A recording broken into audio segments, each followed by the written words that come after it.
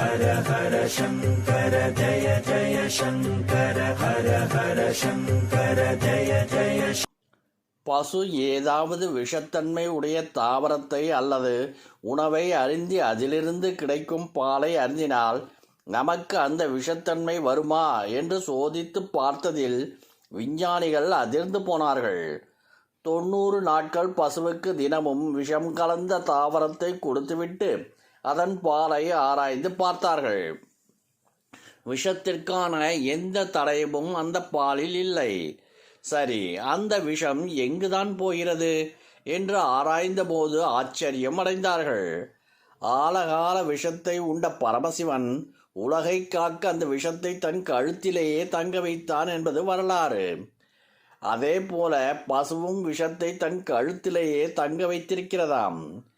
அதனால்தான் பழங்காலந்தொட்டு பசுவுக்கு அகத்திக்கீரை கொடுக்கின்றோம். அகத்திக்கீரை விஷத்தை முறிக்கும் தன்மை கொண்டது. பசுவுக்கு நாம் அகத்திக்கீரை தருவதால் முதலில் நாம் அறியாமல் செய்த பாவங்கள் அனைத்தும் நீங்கிவிடும்.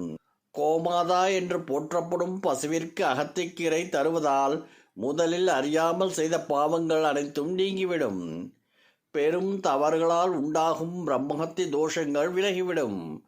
முன்னோருக்கு செய்ய வேண்டிய நீத்தார் கடன்களான திதி கர்மா செய்யாமல் இருந்தால் ஏற்படும் பாவம் 16 அகத்திக்கீரை கட்டை பசுவுக்கு தருவதால் நீங்கும்.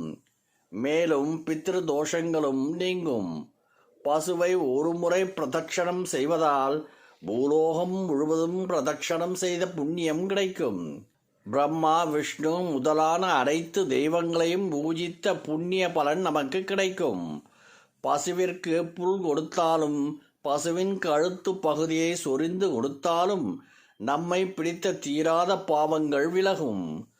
பசுக்கள் மேய்ந்துவிட்டு வீடு திரும்பும் சந்தியாகாலம் என்று அழைக்கப்படுகின்றது. இது மிகவும் புண்ணியமான காலமாகும். பசு நடக்கும்போது எழும் புழுதியானது நம் உடலில் படுவது 8 வகை புண்ணிய ஸ்நானங்களில் ஒன்றாகும். பசுவின் கால்பட்ட தூசியைத்தான் மாமன்னர்கள் பூசிக்கொண்டார்கள்.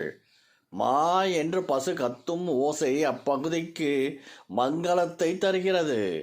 பசு வசிக்கும் இடத்தில் அதன் அருகில் அமர்ந்து சொல்லும் மந்திர ஜபமோ தர்ம காரியங்களோ 100 மடங்கு பலனை கொடுக்கும். ஹர ஹர சங்கர ஜய ஜய சங்கர ஹர ஹர சங்கர ஜய